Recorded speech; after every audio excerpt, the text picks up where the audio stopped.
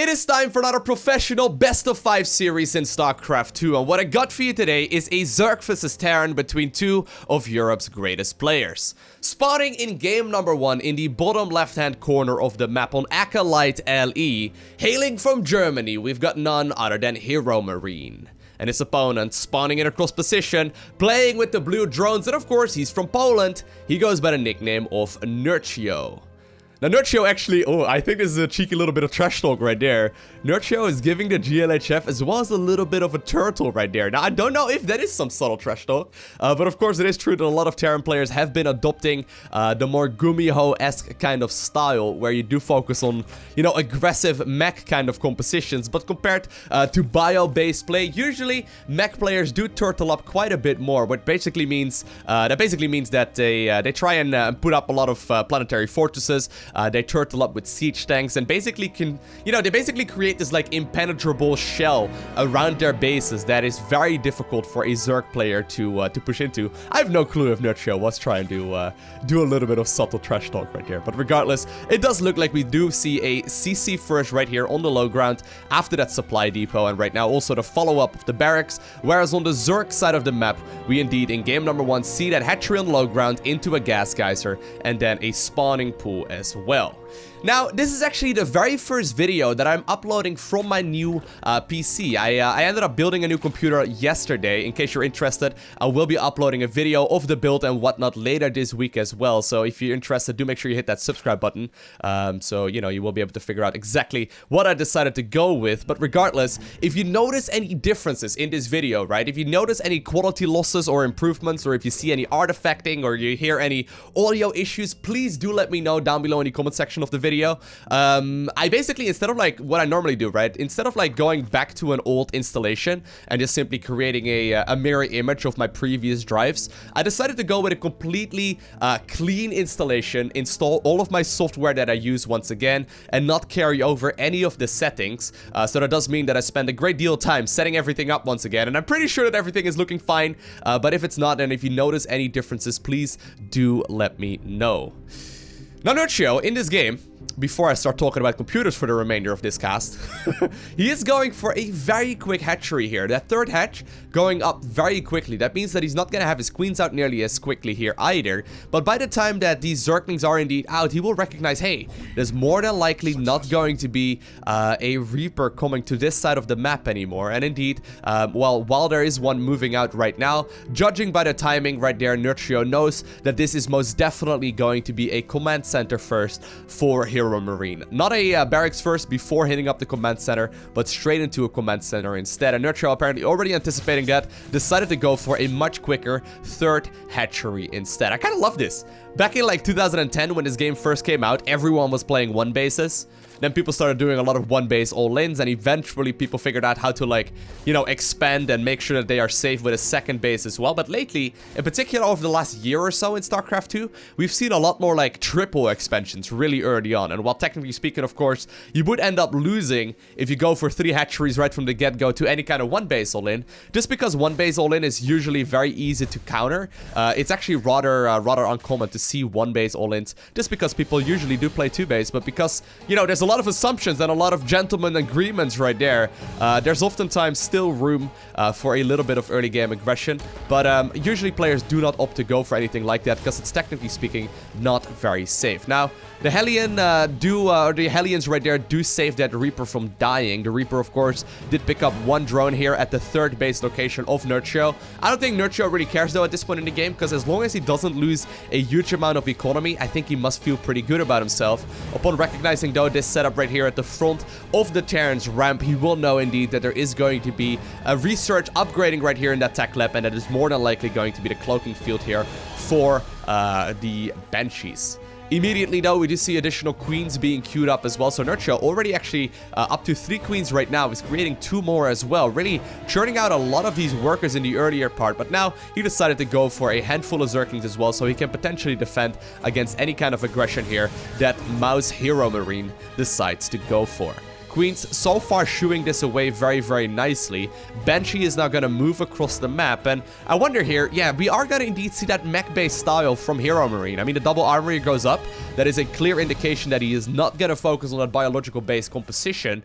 So that does mean that HeroMarine will probably need to take his time here to try and create a bigger force to move out with. Usually, there are some great timing attacks that you can do as a mech Terran player. If you can push them, for example, before Brute Lords are out, or before, for example, Vipers are out, you can do an awful lot of damage. But if Brute Lords and Vipers are out, it's gonna become a lot more tricky. And usually those kind of games go very, very late. Banshee is going to make his way towards that mineral line, maybe able to pick up a drone or two. Nice little bit of target firing right there, making sure that he at least gets a little bit of value. Gets a second drone there as well, even though there's Queens as well as that Spore Crawler out. So very nicely done there by HeroMarine, but he does need to be careful. You do not want to lose all of these Hellions for nothing. Hellions do end up getting surrounded there, but a lot of them do end up getting out of there as well, because apparently they got looped up before they left the factory. They got greased up in Vaseline. I don't really know what's going on there. I mean, it looked like the Zerglings had a firm wraparound, but apparently one of the Zerglings lifted up one of its wings, and apparently the Hellions just managed to slip right underneath there. So somehow they managed to get out of there. That would actually have been very bad, though, if HeroMarine would have lost every single last of these Hellions, because these are sort of his lifeline right now. This is sort of what is preventing the Zerg right now from moving across the map and trying to deal the damage. Now, we do see a Spire going up here by Nerchio, interestingly enough, even though he knows that his opponent is more than likely going to be playing mech, because he knows that HeroMarine is going to be capable of that, and so far, I mean, the only biological unit that he has seen has been a single Reaper. Even though he's probably in the know that there is a big chance that HeroMarine is playing mech, he is still opting to go for this Spire, which could be a huge trade-off, but it could also be a huge amount of trouble. If you make a lot of Mutas, of course, you force your opponent into going Thors, but Thors are pretty much good against everything right now, since they got their recent armor buff. So it's kind of scary. Usually, Terran players do opt to go for a bunch of siege tanks here instead, but already the first Thor is now in production, and HeroMarine should be just fine, because actually, that's not the first one at all. Second one is already, or I guess this would be the second one right here. They're already out, and they're going to be able to ward away any kind of Muta play with relative ease. Nerchio, though, playing a very laid-back style. He does Nerchio things. Of course, he's known for his macro-based compositions, where he essentially just sits back and he trusts in his capabilities of eventually overpowering his opponent. So we'll see if he's going to be able to do so, because mech is scary. In particular, once mech maxes out for Terran players, once they get to that 200 supply mark, as well as 3 to 4 bases, I mean, they can most definitely create a lot of stuff. HeroMarine actually looking like he was going to go for that 5th command center there already. He may queue that one up in a second, and actually he already has right there inside of the main base. So going up to 5 command centers, that really allows him to potentially play the late game right here as well. Now, this is something that is new when it comes to playing mech in StarCraft 2. Gumiho is the one that made this a lot more popular with this recent GSL victory. He essentially started playing mech just like everyone else. However, he started also creating medevacs with the mechanical-based army, and he essentially used them like dropships from StarCraft 1. Of course, you're not going to have anything to heal up, but you are still going to be capable of dealing quite a bit of damage by just simply dropping around the Thor. So here we go. Right? You lift up the Thors inside of the medevacs, you boost towards your target, and with some decent micro, you can actually prevent enemy units from escaping. Like, for example, these Mutalisks, but also Swarm Hosts can, of course, be a huge amount of trouble. But you can also micro your units to try and get back into the swing of things to potentially deal a little bit of damage. When your opponent is, for example, attacking one of the Thors, you can quickly lift it up and get on out of there. Or if he's trying to retreat, you can lift up the Thors and simply boost to the other side of the map and deal a bunch of damage. There's some crazy potential right there. Now, so far, though, a whole bunch of SCVs did end up dying. It's only 65 workers. Mutas are once again coming back in. One of the Thors, or the second Thor right there, led by a Viking as well. They're going to try and make their way inside of that main base once again to prevent these Mutas from dealing all the damage, but at the same time, Zerglings and Banelings here are looking to engage that 4th base as well as the 3rd base location of the Terran player. Nerchio currently is everywhere, but the question is he doing enough damage?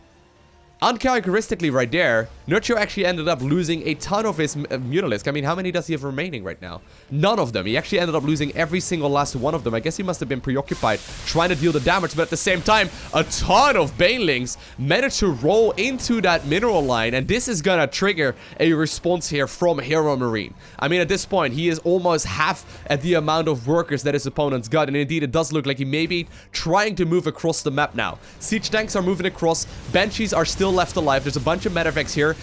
Baneling's gotta be careful here. I was gonna say, he does not want to, like, randomly lose all of those at this point in time.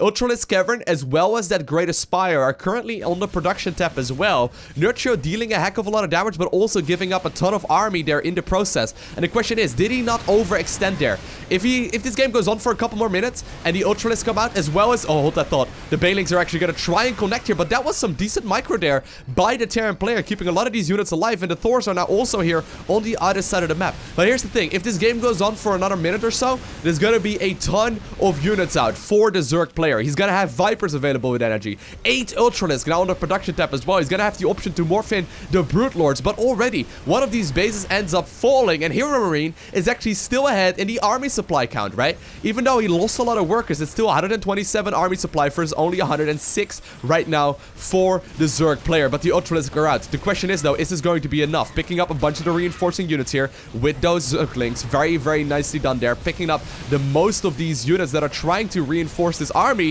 Thors are now being picked up, but there we go. Once again, right? The Thors were yanked backwards, but then the Medivacs come in. They swoop for the safety of those Thors, and if you get one Medivac for each of the Thors that you got, they're gonna be able to deal so much damage. Siege tanks dealing damage from a distance. Once again, some beautiful pickup micro right there by the Terran player, and it looks like HeroMarine is gonna be able to force Nerchio out of game number 1 without a GG.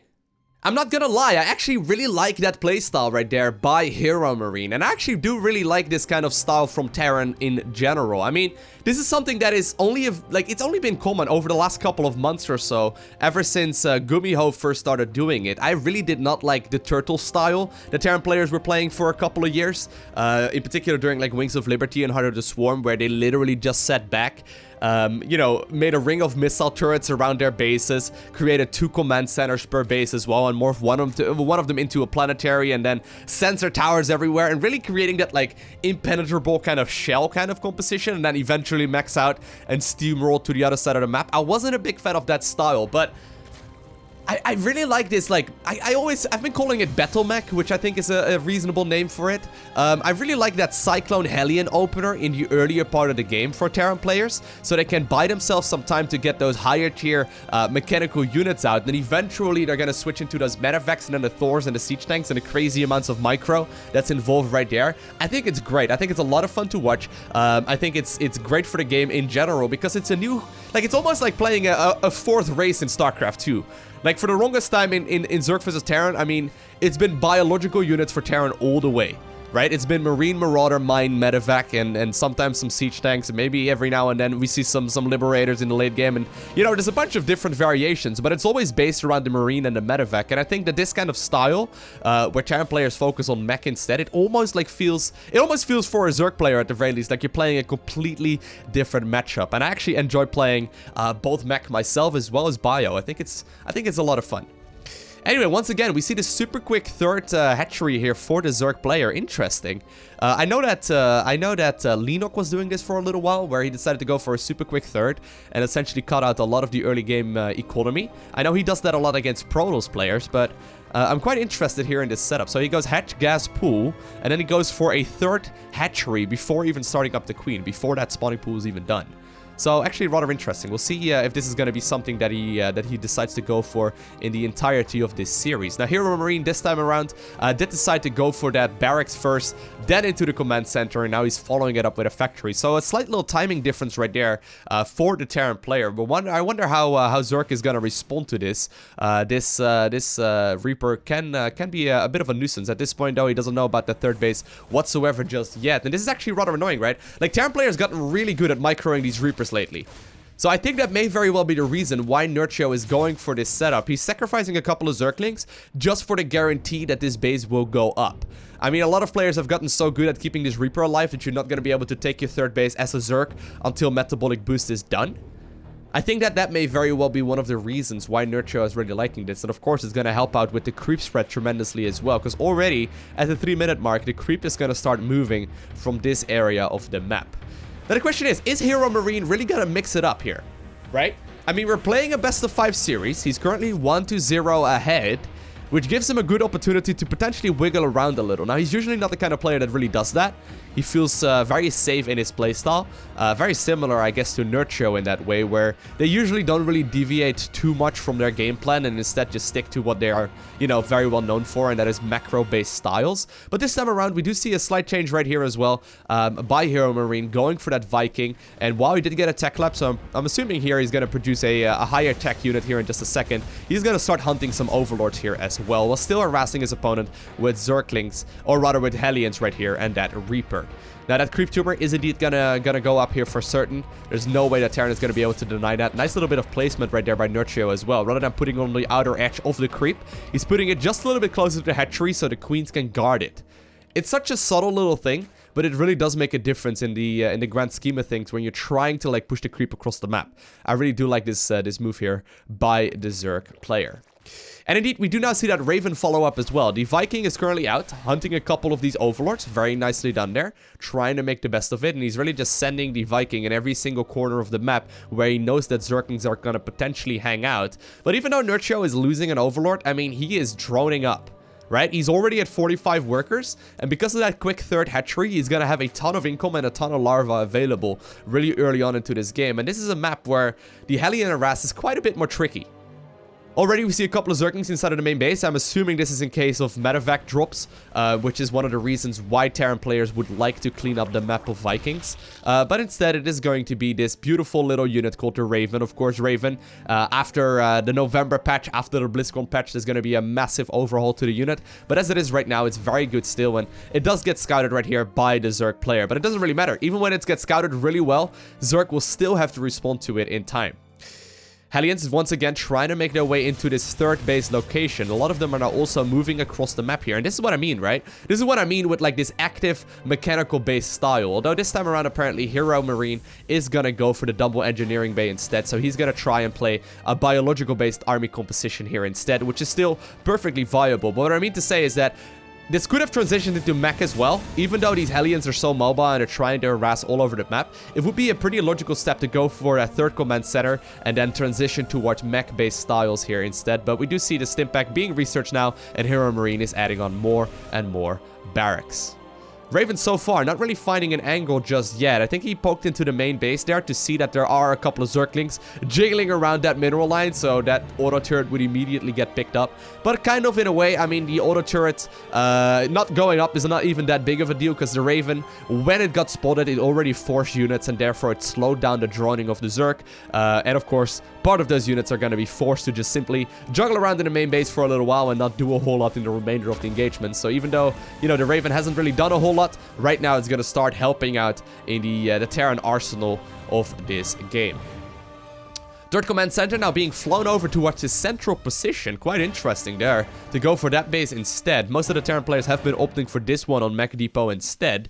But I guess if you think about it, this one is a little bit easier to defend. It's just that these rocks are very menacing. If Terran decides to go across the map, they're probably going to have to knock down these rocks as well, which opens up another attack avenue into their own base.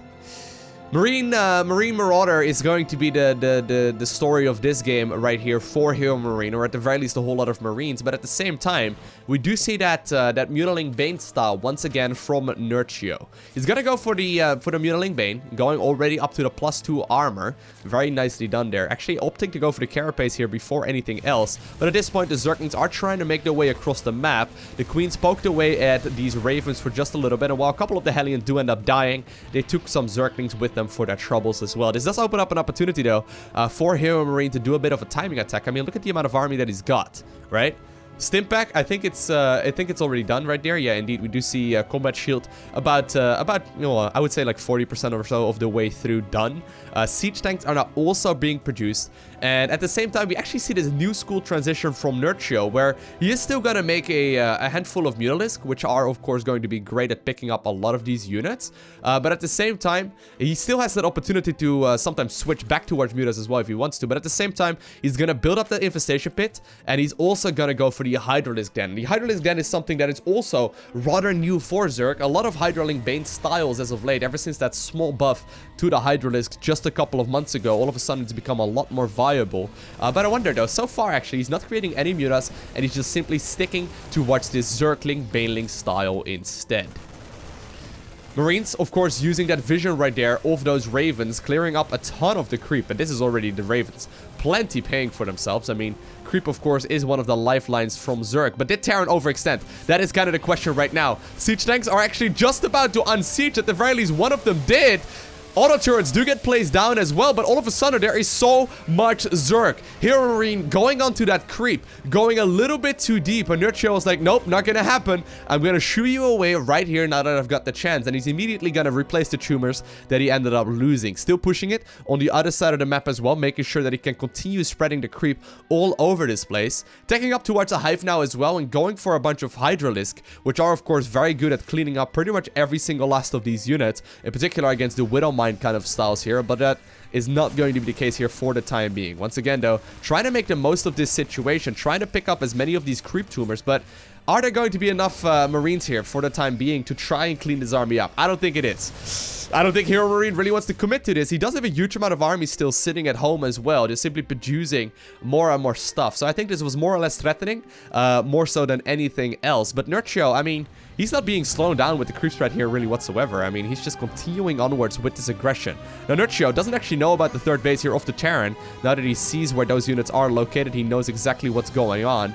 Zerglings, though, once again trying to make their way across, while Terran is making a push here through the center of the map. There are a whole lot of depots here blocking the advancement from the bottom of this ramp, but this is still going to set up a huge surround here for the Zerg player. Look at that. This army is going to come in from multiple angles, trying to get the surround on all of these Terran units. The siege tanks do not know where they need to fire, and all of a sudden the army from HeroMarine is gone. What a beautiful engagement there by the Zerg player, shutting down every single last of these units. And even though Nerchio was initially using this army here for a potential counterattack to fight into this base here instead, he is now just simply used that army to set up a huge surround. And while there are still a lot of Terran units here available, the siege tanks are caught out in the open. They get surrounded first off, and usually you do want those in the back. Hydras are going to try and do as much damage here to these units as they can, rolling the Banelings into the Marines with the Hydralisk left over and a ton of reinforcing units coming in. I think that indeed is going to be GG in the game number 2, and Nerchio evens up the score. So far though, these players are most definitely very, very closely matched in skill. I mean, I feel like Nerchio is making all the right moves there. Also in game number 1, although he did overextend just a little bit in his army supply count, and, you know, he ended up losing a little more, so he could not stop the counter push. At the same time though, HeroMarine also made pretty much all of the right choices in that previous game, but he just simply did not know that the Zerg's army was close and looking for his third base instead, which didn't even exist there. But the third, you know, the army was just simply looking for that third base, and they ended up getting a beautiful surround there because they were indeed caught on the other side of the map. I guess a bit of an accident right there for Nerchio that ended up going well in his favor. So I wonder who's going to end up taking this series. Regardless though, next game is going to be on Catalina Alley. I really do like this map.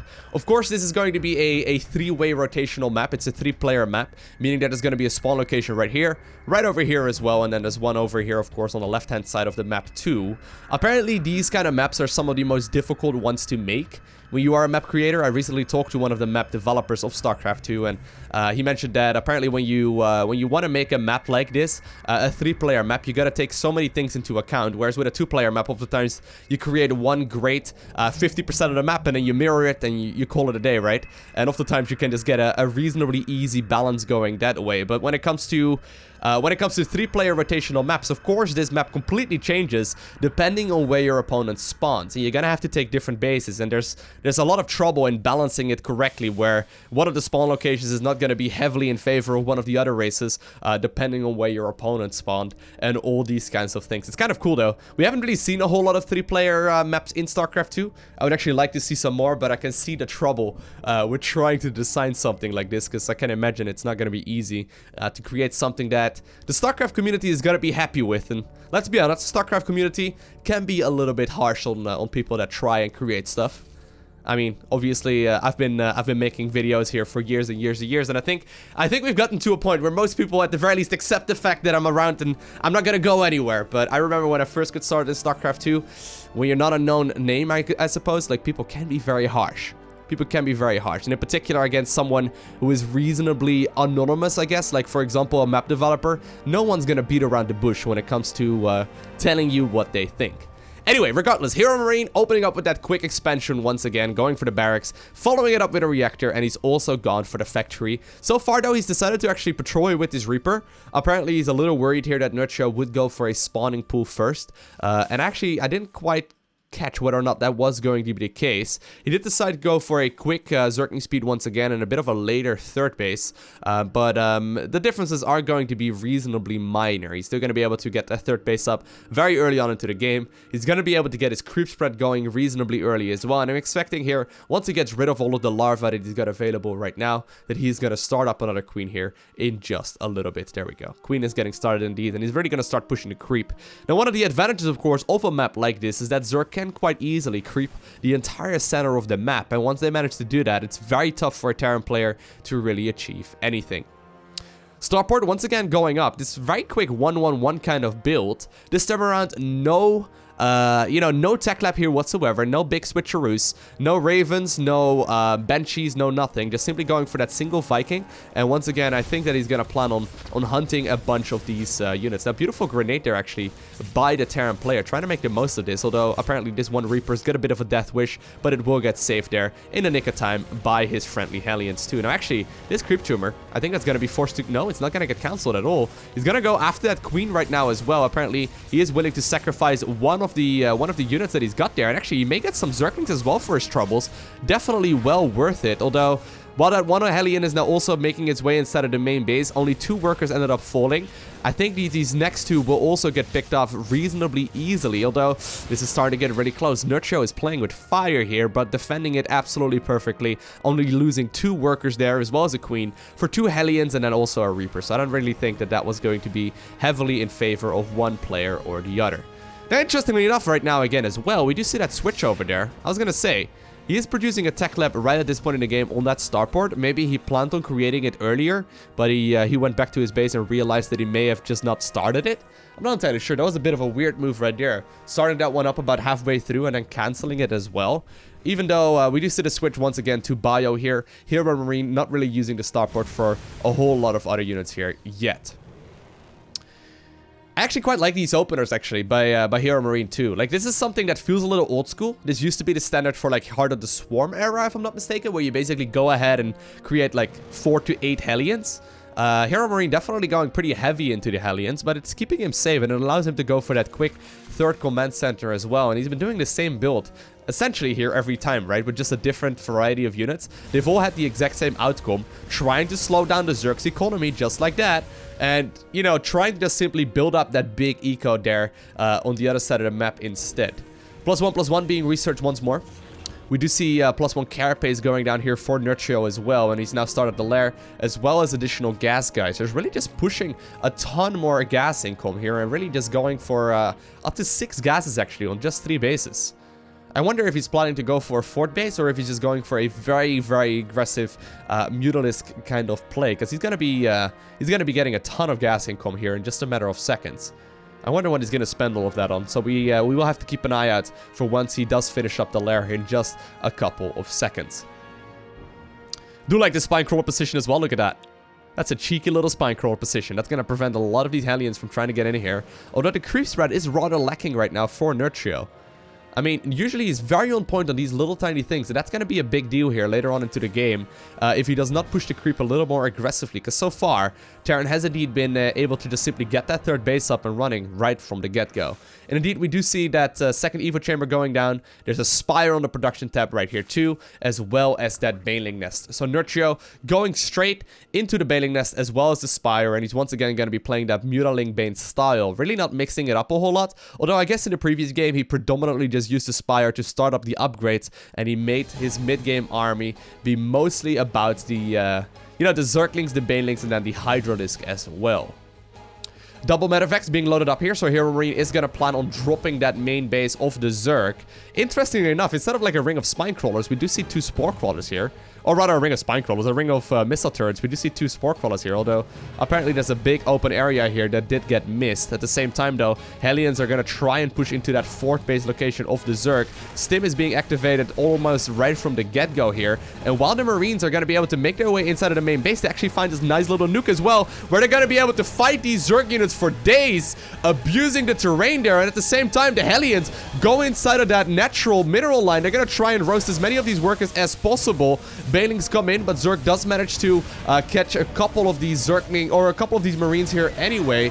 Hellions do end up getting killed as well, and once again, even though, you know, 10 workers went down here in total, I feel like Nerchio is making the best of this situation, but HeroMarine is not being slowed down whatsoever. There are no counterattacks here. There are really not a whole lot of units pressuring the Terran player whatsoever, and this is really allowing Terran to just simply build up a very menacing force. Already, we see that production ramping up here, right? Another factory now also being built, going up to 2 factories here is HeroMarine, so he's really going to try and ramp up the production here even more so. Could potentially even be going for a 4th base here shortly, but apparently while there are a couple of Banelings now trying to get the angle here, HeroMarine is already creating this wall that will once again cost a lot of Banelings to blow up, and he's also making a move here across the map to try and see if he can potentially just clear up the creep or maybe even close out the game.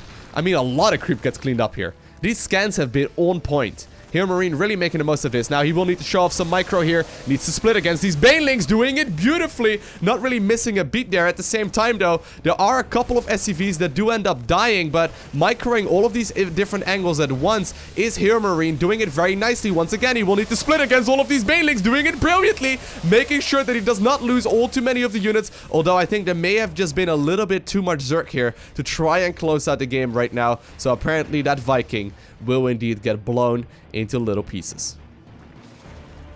HeroMarine, though, still heavily ahead when it comes to the supply counts. I mean, it's 130 versus 111. Look at the army supply counts in particular, right? It's essentially doubling right now from what the Zerg player has got. He's also got the 2-2 coming in. He's going for those siege tanks, and he's really producing a like, look at that, double siege tank production at this point in the game. I think that HeroMarine is probably going to make up a push here right when 2-2 finishes, right? I mean, that's going to be a great timing attack nonetheless, and already he's shown off what he's capable of. Plus, he's slowing down the creep spread here a lot as well.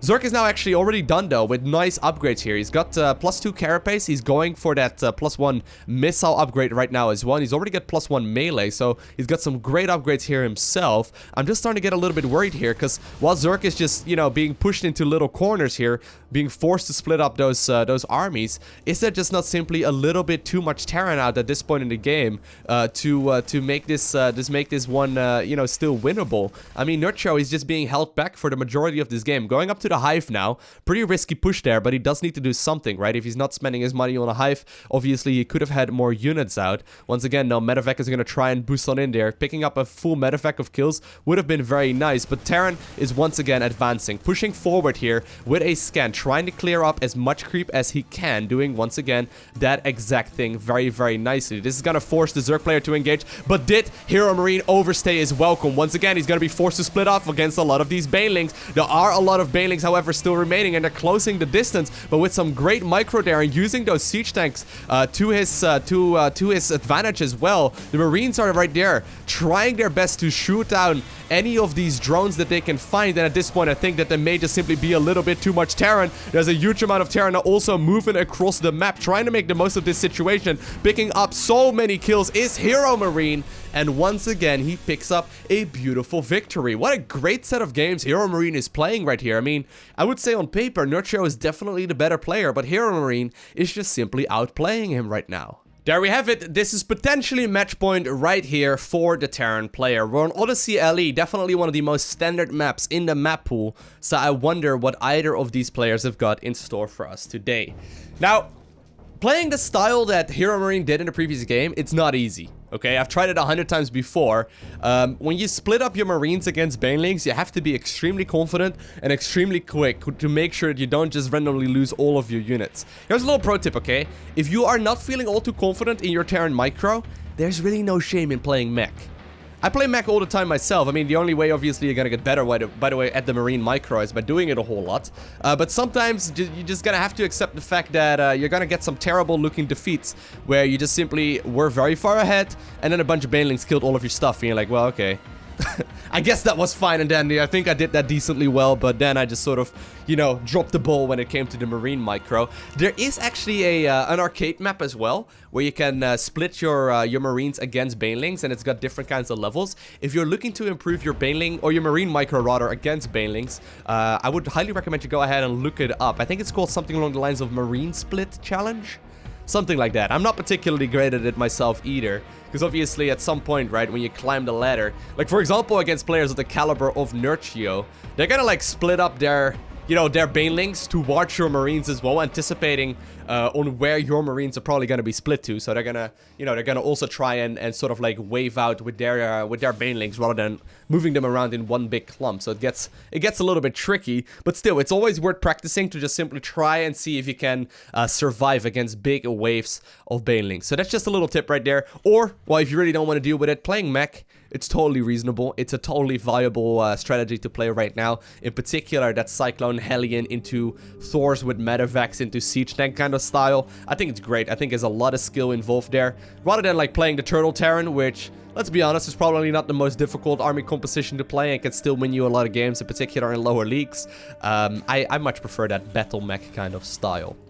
Anyway, we do not see that Reaper once again moving across the map. Now this time around, we do see an earlier spawning pool as well by the Zerg player, sort of banking on the fact here that the Terran wasn't going to open up with a Reaper this time around. Maybe Nerchio tried making the assumption there that there's a good chance HeroMarine was just simply going to try and potentially, potentially go and push his advantage just a little bit more by going for a command center first.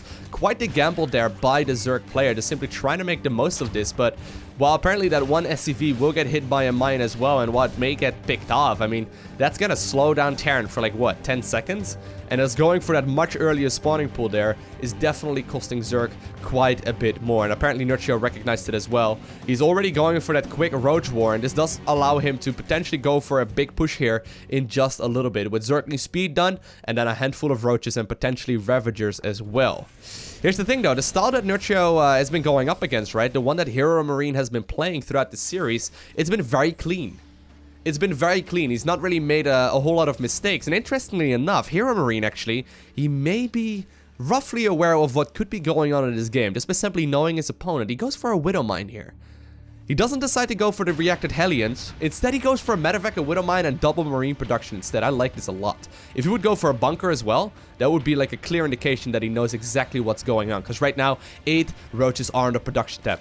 Nerchio is going to try and close out this game very early on. He's going to try and see if he can already, you know, deal crippling amounts of damage right now to the Terran player. And potentially squeeze out an easy victory so we can jump into game number 5. I wonder if it's going to work though. At this point though, the Roaches do get scouted. This is a very big tell here for the Terran player. He knows exactly what's going to be happening here. Already though, we see that reactor done on the factory.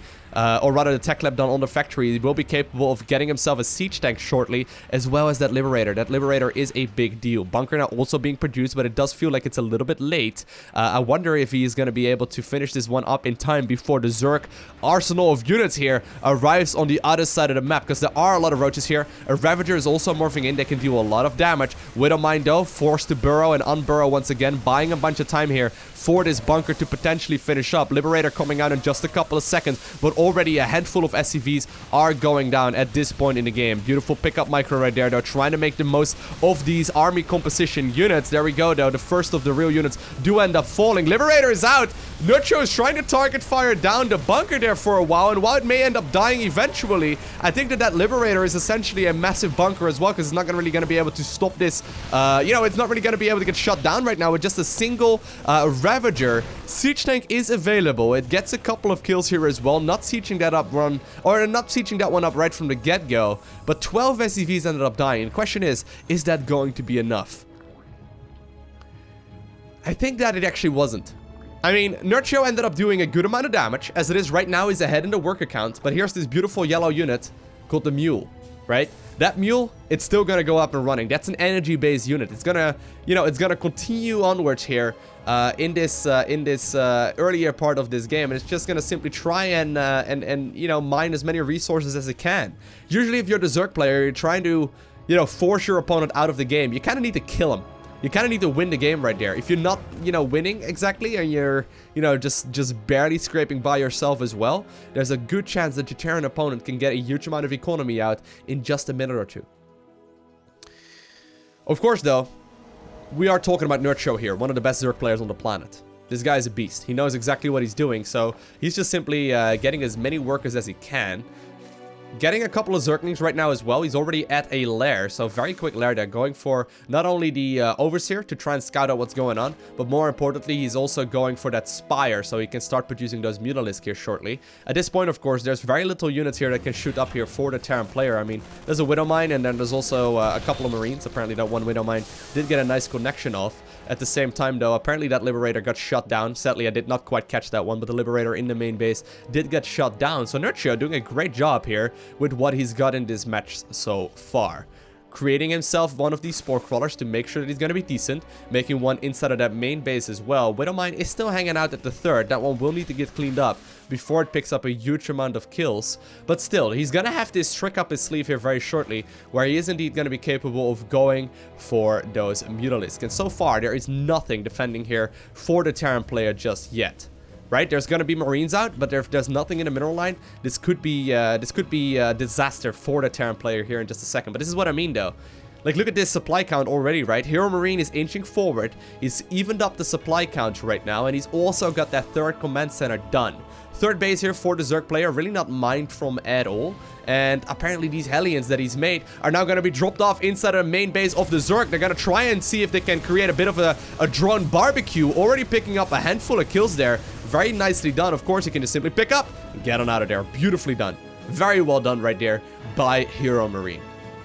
Here's the Mutalisk, though. And the Mutalisk, of course, well, the Spire must get scouted at this point in the game, right? I'm assuming that there was a little bit of vision there. So, indeed, there was enough time for HeroMarine to start up these missile turrets just in the nick of time, though. If those would not have gotten scouted, I think that that could have potentially been a pretty big deal. Now, by the way, the Widowmine did just move over towards the center of this mineral line here instead to try and do a little bit more damage. Mutas are out now. They're trying to pick up whatever they can. Do get the full medevac right there with only one of the Hellions escaping. So, very nicely done here. Still dealing damage, even though the mineral lines are going to be guarded. He's just checking whether or not there's a missile turret. Turns out there is. So he's going to try and see what damage he can do while continuing that droning up on the other side of the map. Widowmine eventually did get taken care of. So that's quite nicely done. Still picking up a couple of SCVs, though. Very nicely done here by Nerchio. Getting the, making the best of this scenario. But from playing this situation 100 times before, from both the Terran and the Zerg's point of view, I can't help but wonder what happens when HeroMarine inevitably moves across the map, right? He's got that stim pack just about to finish up. I think he's probably either going to push right now, or he could wait and see if he can push with the stim pack and the combat shield researches both being finished here. Gotta be careful, though. Cannot lose these Mutalisks. Ooh, that is a whole lot of mutas. I think there was either 3 or 4 mutas there that got shut down in just a matter of seconds. And this is actually hurting Nerchio quite a bit. While he's going for this Roach muta composition with Zerglings on the ground as well, there's so many Terran units already. And it looks like he's, looking to potentially deny this third base here from the Terran player. But this may actually become very good here for Nerchio as well. I mean, look at this setup right now. That, wall is lowered. third base is completely wide open and vulnerable, and the majority of the Terran units are currently making their way towards this gold-based location of the Zerg instead. Here we go. Terran is indeed gonna be leaving that ramp open, and the Marines will try and gun down these mutas because the missile turret is already taken care of very, very rapidly. But still, there were plenty of reinforcing units here to try and deal with this, and I think that this does indeed mean that HeroMarine does not need to return home, and he's instead gonna continue the harassment for a little while longer, shuts down those units here in just a matter of seconds. And while SCVs get picked off here, right, every now and then, there's not a whole lot of Banelings out just yet. There's a bunch of mutas out, and they're gonna be obviously pretty nice, but this little corner here for the siege tanks, it's scary. It's very scary right now because they're going to be able to do a lot of damage to these units, and they're also going to be able to shell away at this mineral line. These Banshees still actually dealing a lot of work as well, cloaking up now that the Overseers are taken care of. Great micro once again, picking up a lot of those kills. And I think that with the reinforcing Terran units arriving right now as well, I think that HeroMarine may just simply have a little bit too much, and HeroMarine ends up winning this series in 3-2-1 fashion. I would not have been surprised if it was the other way around. HeroMarine has been playing very, very well as of late, and I definitely think that you need to put this man on your radar, because even though he's been around for a long time, there were moments where he showed absolute brilliance and also moments where he wasn't playing as well. Right now, he seems to be doing a great job at defeating some of the best players on the planet. So I hope you enjoyed watching this video. If you did, make sure you hit that like button down below, and if you want to see more, you know what to do. Make sure you hit that subscribe button so you get a notification as soon as I upload more. And other than that, I want to thank you for watching. Have an amazing day. Do not forget to smile, alright, and I will see you in the next one.